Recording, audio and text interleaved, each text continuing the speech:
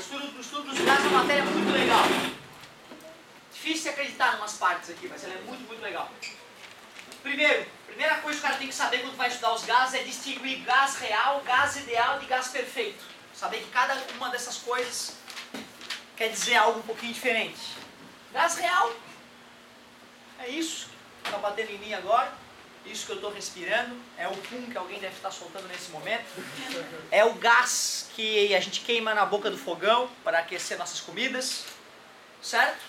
Gás real é um gás que existe, oxigênio, hélio, argônio, neônio. Toda a tabela periódica, né, tem apenas alguns elementos que ficam no estado gasoso na temperatura ambiente. Muito bem, gás real, um gás que existe, nome justo, né? Nome justo. Gás ideal. Gás ideal não existe, ele é ideal. Tudo que é ideal, na verdade, existe apenas no mundo das ideias, né? Acho que todos sabem disso. Por que tem essa classe, professor? Hã? Por que tem essa classe gás ideal?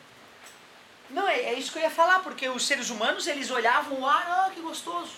Os seres humanos normais. Outros, o que é isso? Que merda é essa que tá batendo em mim? Tá entendendo? Os normais, que arzinho gostoso. Os outros não, que porcaria é essa que bateu em mim que eu não vejo? Tá entendendo? Aí um cara diz, é um gás. Mas como é que é um gás? Ele pensa que ele não pode ver. O que é um gás? É feito do que o gás? E aí os caras olhando, enchendo uma bexiga de porco, por exemplo, e dando um nó e fazendo uma bola de futebol e vendo que ele quica, eles começaram a viajar na maionese e supor que um gás é feito de pequenas bolinhas que ficam se chocando umas com as outras. Então os cientistas imaginaram que os gases são feitos de coisas perfeitamente esféricas que ficam se chocando umas com as outras de maneira perfeitamente elástica. A partir do momento que alguém teve essa ideia para representar um gás, nasceu o gás ideal. Então, gás ideal é a ideia que os cientistas conceberam para tentar entender os gases reais que existem. O amor é ideal. Aí tem a tua namorada, que tu ama ela, certo? Mas a ideia, amor é um ideal, né? O amor é uma ideia. O amor na prática, como é que eu vou, né? É abstrato. E aqui na física, volta e meia, a gente cria coisas muito abstratas para tentar compreender algo não abstrato. Para tentar entender a radiação dos corpos, criamos a ideia abstrata de corpo negro. Para tentar entender os gases que existem, criamos a ideia abstrata de gás ideal. É o gás feito de bolinhas perfeitamente esféricas, que se deslocam livres umas das outras e que se chocam de maneira perfeitamente elástica. Uma bolinha de gás, se eu soltasse ela nessa sala vazia, com vácuo absoluto, ela ficaria quicando e batendo em cada ponto. Se daqui a pouco ela ia bater nesse ponto aqui, ó. Só esperar um pouco, uma única molécula de gás, daqui a pouco ela bate ali, pum. Se tivesse um vazamentozinho, cabe só uma molécula naquele furinho, o resto é tudo estanque, vedado, ela vai achar aquele furinho, daqui a pouco vai vazar. Molécula de gás, um bicho safadinho. Antes de chegarmos nas moléculas, de fato, sabermos como ela funciona, a gente só pensou, gás deve ser um monte de bolinha. Por isso, quando eu falo um gás, eu faço como se as pontas dos meus dedos fossem as bolinhas se chocando umas com as outras. Que é o que está acontecendo agora em volta da gente. Esse gás está se chocando contra a gente, gerando a pressão atmosférica. Gás perfeito. O que é um gás perfeito? É um gás real que se comporta como o gás ideal. Gás perfeito é um gás que existe, tipo esse ar atmosférico agora em nossas voltas, que se comporta exatamente como os cientistas imaginaram. Um gás legal de trabalhar, um gás que vai funcionar como a gente espera. Vocês só podem trabalhar com gases perfeitos, vocês não trabalharão com gases que não estão na situação de gás perfeito. Só na faculdade a gente vê isso. Como é que um gás tem que estar para ser considerado perfeito? O que a tua intuição fala quanto à pressão e à temperatura? Um gás, para ter cara de gás, tem que estar alta ou baixa a temperatura? Alta, porque se eu esfrio demais o gás, ele pode virar vapor e pode até condensar. Concordam? Virando líquido ou até sublimar, virando sólido. Concordam comigo? Ou seja, para um gás ter cara de gás, as moléculas têm que estar bem agitadas. Sem chance delas ficar grudando uma na outra. À medida que eu for resfriando a temperatura, as moléculas vão ficando mais lentas. E aí quando bate uma na outra, dá uma grudadinha, já tendendo a ficar líquido. E aí o comportamento não vai ser um comportamento de gás. Então um gás, para ser chamado de perfeito, tem que ter temperatura elevada. E a pressão? Parabéns! Lembra do botijão de gás na tua casa? A pressão foi elevada a tamanho valor ali que o gás que tinha sido liquefeito a partir do petróleo voltou a ficar liquefeito, né? Por isso que nem deveria se chamar gás, né? Deveria se chamar vapor liquefeito de petróleo, lembra disso? Mas é verdade, a galera do dia a dia sabe que se espreme demais um gás, ele tende a ficar líquido, quiçá sólido. Logo, a pressão tem que ser baixa. Qual é o número, professor? Eu não posso te dizer qual é o número, porque é um par pressão-temperatura para um gás ser considerado perfeito. Mas essa questão é pedida teoricamente no vestibular, tá? Então, verdadeiro ou falso? Um gás, para ser considerado perfeito, deve ter baixa temperatura e baixa pressão. Falso. Alta temperatura e baixa pressão. Mas eles não podem te pedir valor, tá? Eles não têm o direito de pedir qual é o valor. Intuitivo isso aqui até agora. Só light, a teoriazinha. Gás que existe, gás que a galera imaginou para poder entender o que existia. E o gás perfeito é o gás real que se comporta como ideal. São os gases que nós vamos trabalhar. Propriedade. Cara, o gás ele é totalmente diferente do líquido e do sólido. O sólido ele tem a característica de manter as formas geométricas. Tu empurra ele, solta ele e volta para o lugar. Olha só. Chega a voltar mesmo. Certo? Essa é a característica do sólido. Beleza? Os líquidos ele tem a característica de ocupar, de obter a forma do recipiente no qual tu colocou ele. Não importa qual é o formato da jarra de suco da tua casa. O suco fica todo assentado na jarra. Concordas comigo? Os gases são mais bizarros ainda. A gente diz que ele ocupa todo o volume que é disponível. Aquilo que eu te falei, joga 5 moléculas de gás na sala vazia e 5 vão ocupar a sala toda. Só tu ficar esperando com o medidor de pressão, que a pouco a molécula bate no medidor de pressão. É assustador. Não vai ter um cantinho da sala que uma delas não vai bater ali daqui a pouco. É assustador, são safadinhas, elas se expandem. Essa propriedade então é chamada de expansibilidade. A habilidade de se expandir indefinidamente. Aí eu perguntaria, por que a atmosfera terrestre não vaza para o espaço como um grande pum? A gravidade atrai, então tu vê, tem um limite, né? Se não houvesse esse limite gravitacional, a molécula de gás tenderia a se espalhar assim. Expansibilidade. O que seria o contrário da expansibilidade? Compressibilidade, obrigado. É a capacidade, é a característica que tem os gases de poder diminuir de volume à medida que a gente exige que ele o faça. Sólidos não. Tu até pode, né? Quando eu aperto o aço ali, ele deforma microscopicamente. Os átomos de aço, do ferro e carbono, que formam aço, vão dar uma modificadinha nas suas posições. Mas isso é mínimo. O líquido, a água que está lá a 5 km de profundidade nas fossas Mariana, a molécula de água lá está com um volume um pouco reduzido comparado com a molécula de água que está na superfície. Mesmo com toneladas de pressão por centímetro quadrado, a água continua mantendo quase a mesma densidade de 1 grama por centímetro cúbico. Beleza? Então os líquidos variam muito pouco de volume. Na engenharia a gente considera a água como um líquido incompressível para fazer os cálculos, tu vê. Mas ele não pode ser comprimido. Agora o gás não. O gás ele aceita ser comprimido. Muito.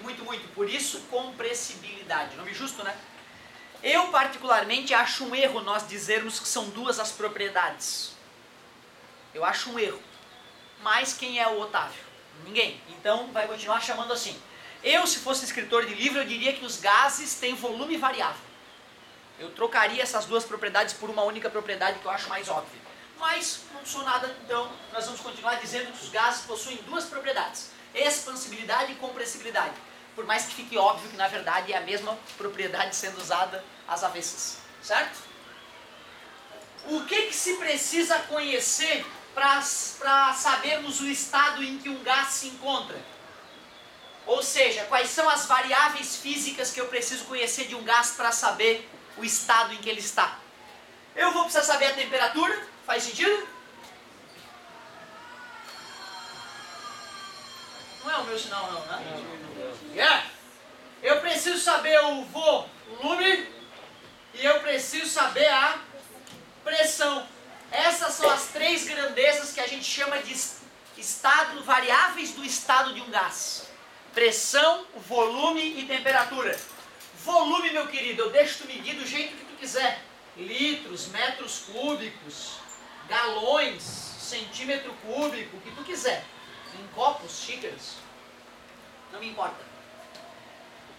Pressão, não me importa também. Podes medir em Pascal, sistema internacional, em atmosfera, milímetro de mercúrio, lembra? MNHG, o que tu quiser. Porém, temperatura só em Kelvin. Kelvin! Quero que Celsius morra uma segunda vez. E Fahrenheit nem exista.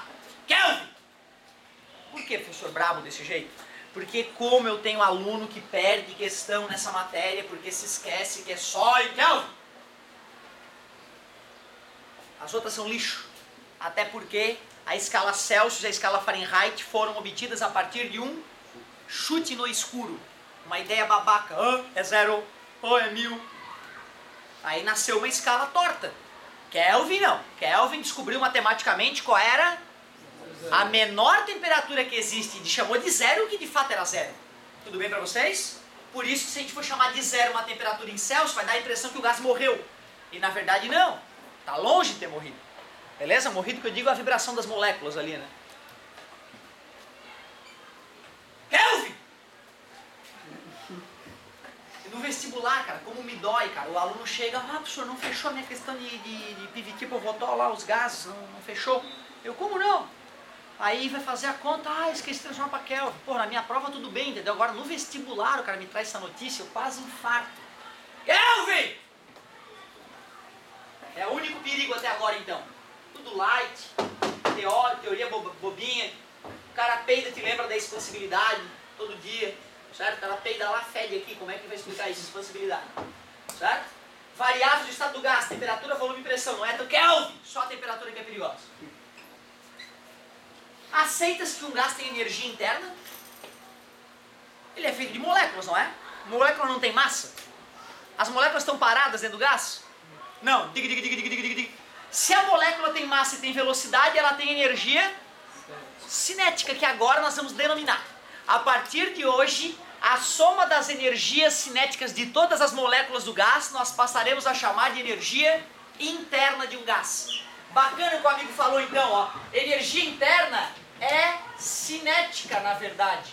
Ela é energia do movimento, só que das moléculas de um gás. Do que tu acha que vai depender a energia cinética das moléculas, além da temperatura que eu já entreguei?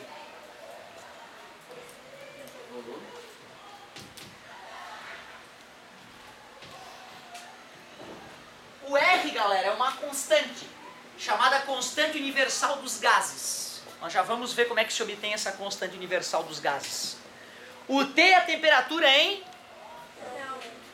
Quanto maior a temperatura, maior a distância das moléculas, portanto elas vão ter mais velocidade e consequentemente mais energia cinética, consequentemente o gás vai ter maior energia interna. Mas tu concorda que o número de moléculas que estão lá dentro importa também? 2 moléculas de gás é uma coisa, 1 milhão de moléculas de gás é outra, que ainda é pouco. Mas 1 mol de moléculas de gás já é uma coisa considerável, né? Concordam? Vocês lembram de mol? Né? Uma unidade de medida, né? uma unidade de medida desenvolvida pelo Avogadro, né? Para a gente poder medir quantidades absurdas de moléculas, certo? Então, na verdade, ó, quanto maior o número de moléculas de uma amostra de gás, maior a sua energia interna. Aceitas, então, que a energia interna de um gás está relacionado ao número de mols? Kelvin, temperatura em Kelvin. Eu posso, sim, representar a energia interna através da pressão e do volume, como alguns levantaram. Eu posso, sim. Depois eu vou te mostrar como é que a gente faria para representar a energia interna a partir da pressão e do volume. Posso fazer até agora.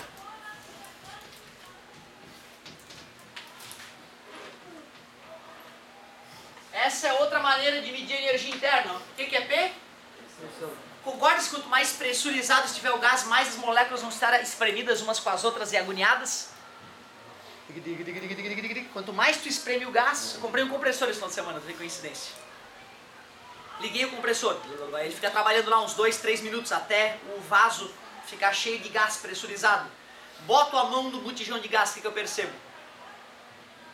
Ficou um pouco aquecido depois de ele ter sido espremido. Beleza? certo? De certa forma, então, se eu aumento muito a pressão em um gás, ele tende a esquentar. Dentro dos motores, o ar pode ser comprimido até atingir 600 graus, dependendo do tipo de motor. Olha que interessante. Então, a compressão de um gás faz com que ele tenda a aquecer. E a expansão? Esfriar. O desodorante aerosol lembra a gente disso, né? É o princípio de funcionamento da geladeira. A geladeira nada mais é como uma máquina que controla a expansão de um gás para gelar o refrigerador. Olha que interessante. Exatamente o que a galera sente quando usa o desodorante aerosol. Certo? Depois nós vamos entender por que essa transformação ocorreu daqui para cá, tá? No terceirão, geralmente, eu chego a deduzir essa fórmula aqui, ó, 3 meios de nRT. Como ela tem uma parte de matemática mais chatinha ali, uns conhecimentos um pouco mais chatos, por enquanto dá pra gente só usar a nossa intuição para aceitar isso. Eu só preciso que tu saiba usar a fórmula e que tu lembre que energia interna é do tipo cinética, isso tem a ver com a agitação das moléculas. Mas o mais legal, o filé mignon da aula é isso aqui, ó, transformações gasosas. Como são 3 as variáveis do estado do gás? Pressão, volume e temperatura. Se eu pego um gás e vou estudar as 3 grandezas, como é que elas vão se relacionar uma com a outra, eu piro. Ou seja, o cientista, sabendo que tem 3 coisas para serem relacionadas, ele vai pegar uma delas e deixar fixa, invariável, e vai variar 2 delas para ver se ele entende como é que elas se relacionam. Tudo bem? Quando o homem foi começar a estudar transformações gasosas, a primeira que ele quis estudar foi a isobárica. Não, acho que não. A isovolumétrica é melhor. Acho que é mais fácil manter o volume constante. Me diz, como é que eu vou fazer uma... Primeiro, o que é uma transformação isovolumétrica? O volume é constante, tudo bem para vocês? Ela vai ter apelido, tá? Ela vai ter uma chamada de isométrica, aceitável, né? Mas eu vou colocar nas provas como outro nome, isocórica. Porque é um nome que a galera não consegue lembrar, que é isovolumétrica. Isocórica. E córica. Isocórica.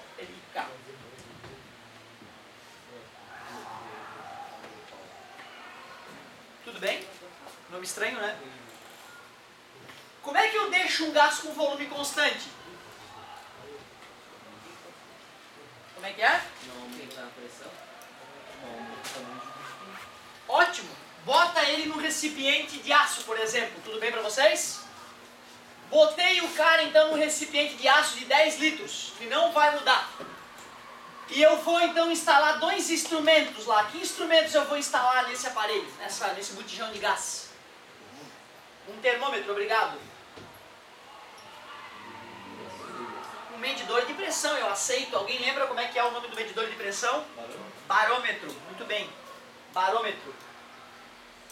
Um bar é 10 na... é quase um atm. Um bar é 10 na 5 pascal. É 100 mil pascal um bar. Barômetro, o cara que mede bar. Beleza? Eu vou fazer um estudo aqui então em laboratório, no nosso laboratório virtual, alterando a pressão e medindo, alterando a temperatura e medindo a pressão que o gás vai ter. Eu vou lá, olho primeiro que a 200 Kelvin, a pressão era, deixa eu ver, 2 atmosferas.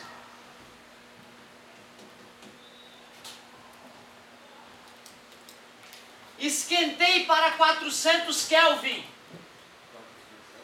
Engraçado, como é que vocês sabem se nunca estudaram gás? Curioso, né? 600 Kelvin.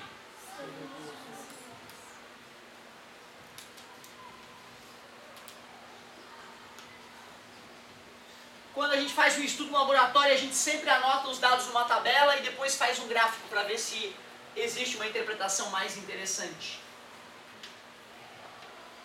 Logo que Charles fez esse estudo no laboratório, ele escreveu a que hoje é conhecida como a primeira lei de Charles. Charles disse: quando um gás está com volume fixo, volume constante, a sua pressão é a temperatura em Kelvin? Quem conseguiu responder isso já aprendeu a primeira lei de Charles, sem eu ter dito ela, que é uma coisa muito óbvia, certo? Quando um gás tem volume constante, a pressão é diretamente proporcional à temperatura em Kelvin. Primeira lei de Charles. Mas eu queria representar isso matematicamente, ver se vocês aceitam. P1 sobre T1 é igual a P2 sobre... Não é assim que a gente representa grandezas diretamente proporcionais? Tu enxerga que se a pressão 2 aumentou é porque a temperatura 2 teve que aumentar também, na mesma proporção? Se a temperatura T2 triplicou, a pressão P2 vai ter que triplicar para continuar dando o mesmo resultado. Tudo bem para vocês?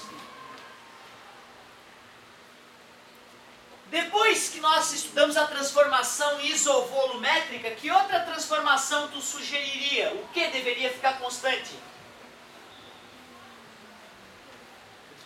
Pode ser pressão, tanto que eu tinha escrito há minutos atrás, né? Isobárica. Se o barômetro é o medidor de pressão, a transformação isobárica é aquela que ocorre com pressão. Obrigado pela participação. São poucos, mas são guerreiros. São poucos, pai, que participam, mas esses aí faz valer a pena a aula. Porque se fosse que nem o resto, não dava aula, pai. Não, me perdoa. Mas é que também a minha aula é uma bosta, né, cara? Eu sou um cara desanimado, sou um cara que nunca te boto pra cima, né? Só na porrada, só botando pra baixo sempre, né? E aí o cara fica desanimado. Eu confesso, a culpa é minha. Isobárica! Oh, como eu vou deixar a pressão de um gás constante, mesmo que ele não deseje? Fazendo esse dispositivo tosco. Um cilindro e um êmbolo móvel. Se eu colocar se esse êmbolo pode se deslizar, pode deslizar no cilindro sem vazamento de gás. Aqui está o gás, ó. Se pressão é força sobre área, lembra de outra matéria, de outro tempo? Se vocês perceberem, a força que atua nesse êmbolo móvel é o próprio peso do êmbolo mais o peso desse objeto. É um valor constante. E a área desse êmbolo, ó, vou virar para vocês, é redonda, tá vendo? Esta área também é constante. Já que isso é constante e isso é constante, obrigatoriamente a pressão fica... Porque se eu aquecer e o gás fica mais agitado, o êmbolo levanta, reduzindo a pressão ao valor original. Se eu esfrio o gás e o gás fica menos agitado, o gás é pressionado pelo êmbolo móvel, mantendo a pressão constante. Tudo bem? Então, relativamente simples. Panela de pressão, né, cara? Quem faz o papel do peso é o bico da panela. Certo? O engenheiro calculou, então, quanto é que deve pesar o bico da panela para que ele se erguesse quando a pressão limite, né, atingir lá dentro e aí vai soltando o famoso barulhinho da panela de pressão. Tudo bem para vocês? Que instrumentos de leitura eu precisarei? Termômetro, obrigado, amigo.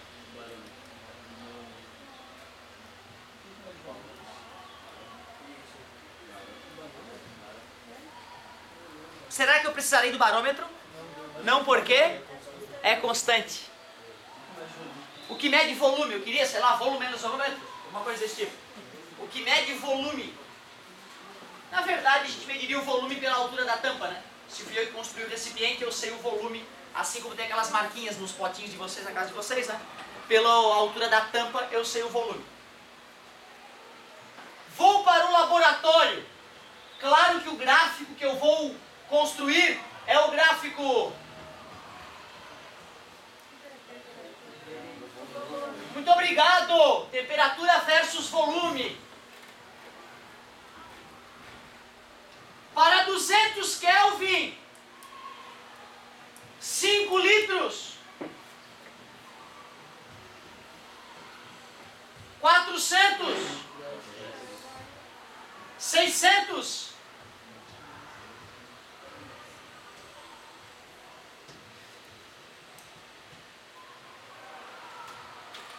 Quando Charles fez esse estudo, ele estava acompanhado do amigo chamado Gay-Lussac. O nome do cara é esse, gay. Não é opção sexual, é o nome. O que diz a lei, a segunda lei de Charles, em alguns livros, ou mais modernamente a lei de Charles e Gay-Lussac? meia boca, mas parabéns pela participação. Alguém quer fazer Ninja Mutante? Era só ter me imitado na primeira. Vou falar da primeira para ti. Quando um gás está com volume constante, a sua pressão é diretamente proporcional à sua temperatura em Kelvin. Essa é a primeira lei de Charles. Alguém falaria a segunda lei de Charles? Completa. Quando um gás está com a pressão constante, semi-completo, está muito bom, o seu volume é diretamente proporcional. É ridículo. É ridículo. Se tu tivesse dado uma lida na apostila, já saberias essa lei antes da aula. E aí tu prestaria atenção e veria, putz, o cara não falou isso. Pô, ele não falou do Charles, ele não falou de não sei o quê. A apostila, o material é sempre melhor que o professor. A não ser que o material seja muito ruim. Então olha só, ler sozinho a matéria sempre te fará aprender melhor que o cara aqui, sempre, infelizmente. Principalmente a minha aula. Tranquilo até agora, pessoal? Fala como é que é a segunda lei de Charles, ou a lei de Charles e Gay-Lussac matematicamente.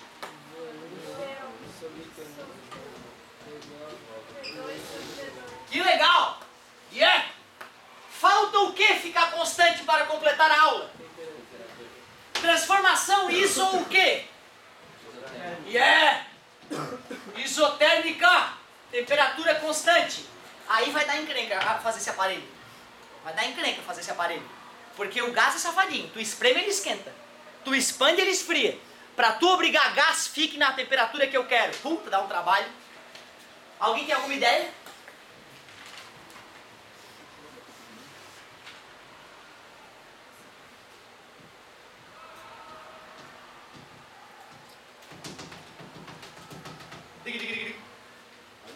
Água e gelo. Água e gelo tá que temperatura? 0. Assim eu controlo, vai ficar a 0 aquela porcaria. Se eu ficar mexendo isso aqui o suficiente, né? E transformar o gás com lentidão, sem muita rapidez, ele vai ficar em equilíbrio térmico com a água e gelo ali, nós sabemos que água e gelo é 0. Legal, né, cara? Tu vê, tudo tem uma saidinha, beleza. Mas esse é um problema técnico, deixa a galera, os técnicos resolverem. Nós queremos aqui analisar teoricamente o que vai acontecer com esse gás. Calma, hein? Tu presta atenção, tá? E lembrem-se que os gases e as pessoas são muito parecidos nesse quesito. Gráfico de que versus o que? Resumindo, quais são os aparelhos que eu instalo? Barômetro, termômetro. Já que o volume eu que construí. Aliás, opa. Termômetro eu não preciso, sei que tá a 0. O volumizômetro. Beleza? O senhor tá doido? Como é que isso vai acontecer? Vai ter um êmbolo móvel ali, né? Eu vou poder mexer naquele êmbolo lá, concorda? Assim eu vou alterar apenas a pressão e o volume. Eu primeiro vou deixar o volume no menor valor possível, sei lá, 2 litros. E aí a pressão vai estar... O que a tua intuição disse? O êmbolo está bem baixo lá. Vai estar alta, né? Vamos pegar aqui um valor bom. Sei lá, 1, 2, 3, 4, 5, 6, 7... 16 atmosferas a pressão. O que tu acha que vai acontecer quando o volume for para 4?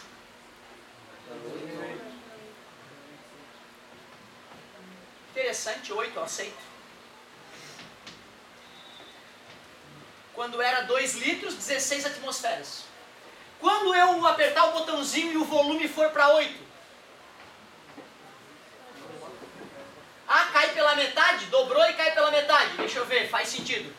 Se eu apertar o botãozinho e o volume for para 16? Cai para 2, né?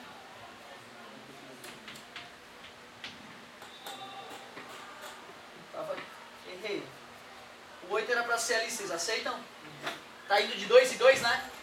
1, 2, 3, 4, 5, 6, 7, 8. O 16 estaria por ali, os 16 litros. Cuidado, hein, gente? Poderia parecer, se tu fizesse só 2 pontos, uma reta decrescente, mas não é não.